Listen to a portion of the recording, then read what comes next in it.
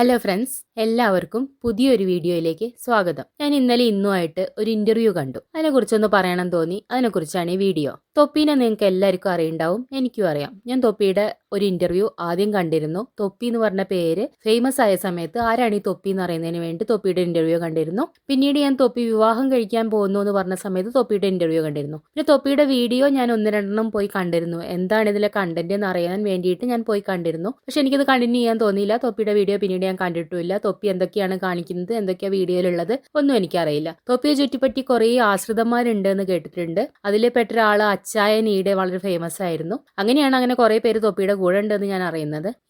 ഇന്ന് തൊപ്പിയുടെ കൂടെയുള്ള മമ്മു എന്ന് പറയുന്ന ഒരു പയ്യനെ വെറൈറ്റി മീഡിയ ഇന്റർവ്യൂ ചെയ്തതായിട്ട് കണ്ടു. അപ്പൊ ആ ഇന്റർവ്യൂ കണ്ടപ്പോ കുറച്ച് കാര്യങ്ങൾ പറയണം തോന്നി. അതിനെക്കുറിച്ചാണ് ഈ വീഡിയോ. മമ്മു ഒരു ചെറിയ കുട്ടിയാണ്, ഒരു ചെറിയ പയ്യനാണ്. 18-19 വയസ്സുള്ള ഒരു പയ്യൻ. ആ പയ്യൻ തൊപ്പിയുടെ കൂടെ താമസിക്കുകയാണ്. ആ പയ്യൻ കുക്ക് ആണ്, തൊപ്പിയുടെ കുക്കായിട്ടാണ് തൊപ്പിയുടെ അടുത്തേക്ക് വരുന്നത്. പിന്നീട് അവിടെ താമസാക്കി. തൊപ്പിയുടെ ബെസ്റ്റ് ഫ്രണ്ട് തൊപ്പിയെ ഇക്കയെ പോലെയാണ് കരുതുന്നതെന്നൊക്കെ ആ പയ്യൻ ഇന്റർവ്യൂവിൽ പറയുന്നുണ്ട്. അപ്പോൾ ആ പയ്യനെ ഇന്റർവ്യൂ ചെയ്യുന്ന ഒരു പെൺകുട്ടിയാണ്. അപ്പോൾ ഇന്റർവ്യൂ അങ്ങനെ മുന്നോട്ട് പോകുന്നു. ഇതിൽ ചോദിക്കുന്ന ചോദ്യങ്ങൾ വളരെ രസകരമാണ്. ഒരു ചോദ്യം എന്ന് പറഞ്ഞാല് തൊപ്പിക്ക് ഇഷ്ടമില്ലാത്ത കാര്യം എന്താണ് എന്നുള്ളതാണ്. അതിന് ഈ പയ്യൻ പറയുന്ന മറുപടി, ബാത്റൂമിൽ പോയിട്ട് ഫ്ലഷ് അടിച്ചില്ലെങ്കിൽ തൊപ്പിക്ക് ഇഷ്ടമല്ല. വളരെ നോർമൽ ആയിട്ടുള്ള മറുപടിയായിട്ട് നമുക്ക് വേണം കണക്കാക്കാം. അത് കഴിഞ്ഞിട്ട് അടുത്ത് പറയുന്നുണ്ട്, തൊപ്പി ബാത്റൂമിൽ പിന്നെ പോകുമ്പോൾ ഞാൻ ഫ്ലഷ് അടിച്ചിട്ടില്ല എന്ന് കണ്ടാല് തൊപ്പിക്ക് ദേഷ്യം വരും എന്ന് പറയുന്നുണ്ട്. അപ്പൊ ഈ അവതരിപ്പിക്കുന്ന പെൺകുട്ടി വീണ്ടും ഒരു ചോദ്യം ചോദിക്കും. അപ്പൊ ബാത്റൂം പോകുമ്പോൾ അവിടെ എന്താ കാണുക എന്ന് ചോദിക്കും. അപ്പൊ ഈ ബാത്റൂം പോകുമ്പോൾ ഫ്ലഷ് അടിക്കാതിരിക്കുമ്പോൾ എന്താ കാണുക എന്നുള്ളത് നിങ്ങൾക്ക് അറിയില്ലേ? ആ കാര്യം ഈ പയ്യൻ പറയും. ഇതൊക്കെയാണ് ഇന്റർവ്യൂവിലെ ചോദ്യങ്ങൾ. ആ ചോദ്യം കഴിഞ്ഞു പോയി. പിന്നെ ഈ പയ്യനെ കുറിച്ച് എന്നെ പുകഴ്ത്തുണ്ട്. ഞാൻ വളരെ കോഴിയായിരുന്നു. അപ്പൊ ആ പെൺകുട്ടി പൊട്ടിച്ചിരിക്കുന്നുണ്ട്. ഞാൻ എല്ലാ പെണ്ണുങ്ങൾക്കും മെസ്സേജ് അയക്കിയായിരുന്നു. അതൊക്കെയാണ് വലിയ കാര്യങ്ങളായിട്ട് ഈ പയ്യൻ പറയുന്നത്. ഇതൊക്കെ ഈ പെൺകുട്ടി വളരെ ഇൻട്രസ്റ്റ് ആയിട്ട് പിന്നീട് അതിനെക്കുറിച്ചുള്ള തുടർ ചോദ്യങ്ങളൊക്കെ ചോദിക്കുന്നുണ്ട്. ആ ചോദ്യങ്ങളൊക്കെ നമുക്ക് നോർമലൈസ് ചെയ്തിട്ട് വിടാം. ഈ പയ്യൻ പറയുന്ന വേറൊരു കാര്യമുണ്ട്. ഈ പയ്യൻ ചെയ്തിരുന്ന ഒരു ആക്ടിവിറ്റീനെ കുറിച്ച്.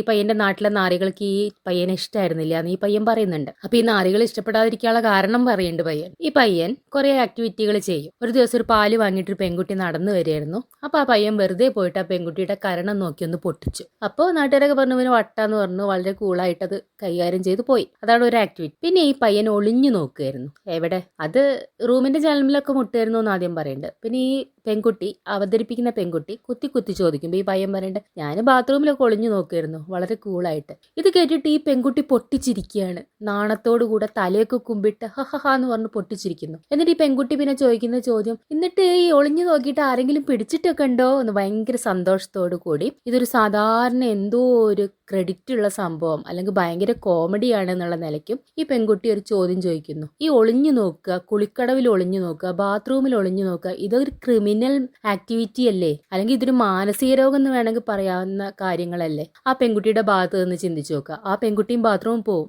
അപ്പൊ ആരെങ്കിലും വന്നിട്ട് ഇത് എവിടെയാണ് ഒളിഞ്ഞു നോക്കുന്നത് ചോദിക്കുന്നുണ്ട്. അപ്പൊ ഈ പയ്യൻ പറയേണ്ടത് കണ്ണൂരിലെ പല വീടുകളും ഓടിട്ട വീടുകളാണ്. അപ്പൊ ഈ പെൺകുട്ടി വളരെ കൂളായിട്ട് ചോദിക്കുകയാണ്, അപ്പൊ ഓട് പൊക്കിയിട്ടാണോ നോക്കുക? അപ്പൊ ആ പയ്യൻ പറയാ, ഓട് പൊക്കിയിട്ടല്ല നോക്കുക, ഓടിട്ട കെട്ടിടത്തിന്റെ സൈഡിലൊക്കെ ഹോൾ ഉണ്ടാവില്ലേ?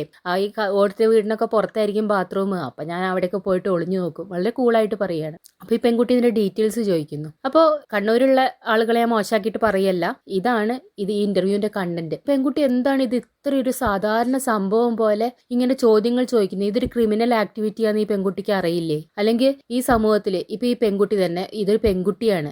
ഈ കുട്ടി പോയിട്ട് ഒരു ബാത്റൂമിൽ കുളിക്കുന്നു, അല്ലെങ്കിൽ ബാത്റൂമിൽ എന്തെങ്കിലും ആവശ്യത്തിന് പോകുന്നു. അപ്പോൾ ഒരാൾ വന്നിട്ട് കൂളായിട്ട് അതിന്റെ ഓട്ടയിലൂടെയോ അല്ലെങ്കിൽ വിൻഡോയിലൂടെയോ ഒളിഞ്ഞു നോക്കുന്നു. അപ്പൊ ആ പെൺകുട്ടി ഉറക്കനെ പൊട്ടിച്ചിരിക്കുകയാണോ ചെയ്യുക? നിങ്ങൾ സ്ഥിരമായിട്ട് ഒളിഞ്ഞു നോക്കാറുണ്ടോ? അല്ലെങ്കിൽ ഒളിഞ്ഞു നോക്കിയിട്ട് നിങ്ങൾ ആരെങ്കിലും പിടിക്കാറുണ്ടോ എന്നൊക്കെ വളരെ ചിരിച്ചുകൊണ്ട് ചോദിക്കുകയാണോ ചെയ്യുക? ഇത്തരം ഒരു കാര്യം കേൾക്കുമ്പോൾ ഇതൊരു ക്രിമിനൽ ആക്ടിവിറ്റിയാണ് അല്ലെങ്കിൽ അതൊരു മാനസിക വൈകല്യമാണെന്ന് തിരിച്ചറിയാൻ പോലും കഴിവില്ലാത്തവരാണോ ഇത്തരം ഇന്റർവ്യൂ ചെയ്യാൻ വേണ്ടി വന്നിരിക്കുന്നത്? എന്താണ് ഈ കേരളത്തിൽ സംഭവിക്കുന്നതെന്ന് നമ്മൾ വിചാരിച്ചു പോകും. ഇത്രയും നമ്മളെ തലമുറ മാറിപ്പോയോ, നമ്മുടെ സമൂഹം മാറിപ്പോയോ എന്ന് നമുക്ക് തോന്നും. ഒരു വ്യക്തി ബാത്റൂമിൽ ഒളിഞ്ഞു നോക്കുന്നു, അല്ലെങ്കിൽ കുളിക്കടവിൽ പോയി ഒളിഞ്ഞു നോക്കുന്നു, അല്ലെങ്കിൽ ഒരു സ്ഥലത്ത് ഒളിച്ചിരുന്നിട്ട് ആളുകൾ പെൺകുട്ടികളോ ഒക്കെ പോകുമ്പോൾ സ്വയം നഗ്നത പ്രദർശിപ്പിക്കുന്നു. ഇതൊക്കെ ഒരു മാനസിക വൈകല്യമാണെന്ന് നമ്മൾ പണ്ടുകാലം മുതലേ പഠിച്ചു വെച്ചിട്ടുള്ള കാര്യമാണ്.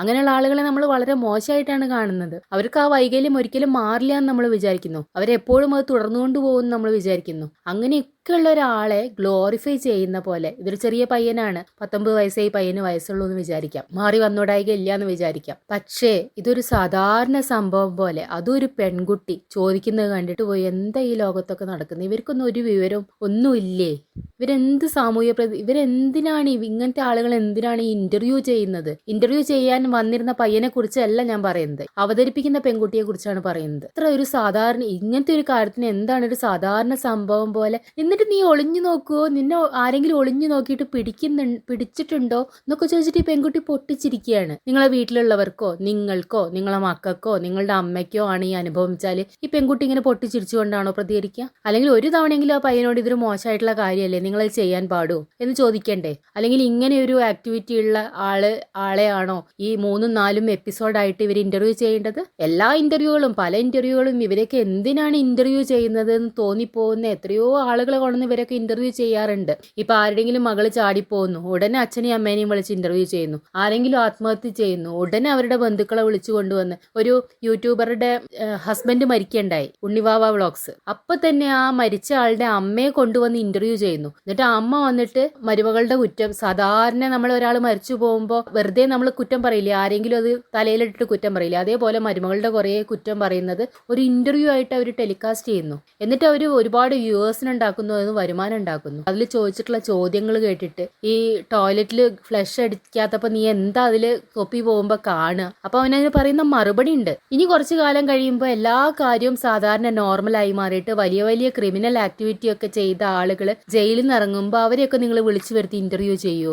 ഞാൻ എന്റെ ജീവിതത്തിൽ ഏറ്റവും ഫ്രസ്ട്രേറ്റഡ് ആയിട്ട് ഏറ്റവും വിഷമിച്ച് കണ്ടിട്ടുള്ള, അയ്യോ എന്താ ഇങ്ങനെ ഒരു ഇന്റർവ്യൂ എന്ന് കണ്ടിട്ടുള്ള ഒരു ഇന്റർവ്യൂ, ഒരു പെൺകുട്ടി, അടിമാലിയാണോ അറിയില്ല, എനിക്കൊരു തോട്ടം തൊഴിലാളി പെൺകുട്ടി. ഞാൻ ചില കാര്യങ്ങൾ നമ്മളെ ഒരുപാട് മാനസികമായിട്ട് ഒരുപാട് ബുദ്ധിമുട്ടിച്ച കാര്യങ്ങൾ ചിലത് മനഃപൂർവ്വം മറന്നു കളയാറുണ്ട്. അതുകൊണ്ട് ഈ പെൺകുട്ടിയെ കുറിച്ച് ഞാൻ അങ്ങനെ പിന്നീട് ഞാൻ ഇന്റർവ്യൂവിനെ കുറിച്ച് ഓർത്തിട്ട് പോലുമില്ല. ഒരു പെൺകുട്ടി നിരന്തരമായിട്ട്, തോട്ടം തൊഴിലാളികളാണ്, നിരന്തരമായിട്ട് അടുത്ത വീട്ടിലെ ആള് ആ പെൺകുട്ടിയെ ഉപയോഗിച്ചുകൊണ്ടിരിക്കുകയെന്ന്. ചെറിയ കുട്ടി, 2-3 വയസ്സുള്ള കുട്ടിക്ക് എന്നും മിഠായി വാങ്ങിക്കൊടുത്തിട്ട് ആ കുട്ടിയെ മോശമായിട്ട് ഉപയോഗിച്ചുകൊണ്ടിരിക്കുകയായിരുന്നു. ഒരു ദിവസം ആ കുട്ടി മരിച്ചു. അപ്പൊ ഇയാൾ ആ കുട്ടീനെ കെട്ടിത്തൂക്കുകയോ എന്തോ ചെയ്തു, എങ്ങനെയോ മരിച്ചു. എന്നിട്ട് അന്നൊരു കേസാവാൻ പോലും ഉണ്ടായിരുന്നില്ല. പിന്നെ എന്തോ ഭാഗ്യത്തിന് കേസായി, ഇയാള് ജയിലിൽ പോയി. പിന്നീട് ഇയാള് ജയിലിൽ കിടന്നു. പക്ഷെ പിന്നീട് തെളിവില്ല എന്ന് പറഞ്ഞിട്ട് ഈ വ്യക്തിയെ വെറുതെ വിട്ടു. ഈ വ്യക്തിയെ ഇവിടുത്തെ എല്ലാ ഓൺലൈൻ ചാനലുകാരും വിളിച്ചിരുത്തി ഇന്റർവ്യൂ ചെയ്തു. എന്നിട്ട് അദ്ദേഹം നിഷ്കളങ്കനായിട്ട് ഞാനിത് ചെയ്തിട്ടേ ഇല്ല എന്നുള്ള രീതിയിൽ നമുക്കത് കണ്ടറിയാൾ പക്ക ക്രിമിനലാന്നുള്ള കാര്യം. എന്നിട്ട് അയാൾ നിഷ്കളങ്കമായി ഇതിനെ ഗ്ലോറിഫൈ ചെയ്ത് ഞാനത് ചെയ്തിട്ടില്ല എന്നുള്ള ഭാവത്തിൽ ഇന്റർവ്യൂ കൊടുത്തു. ഞാൻ എൻ്റെ ലൈഫിൽ കണ്ടിട്ടുള്ള ഏറ്റവും വിഷമത്തോട്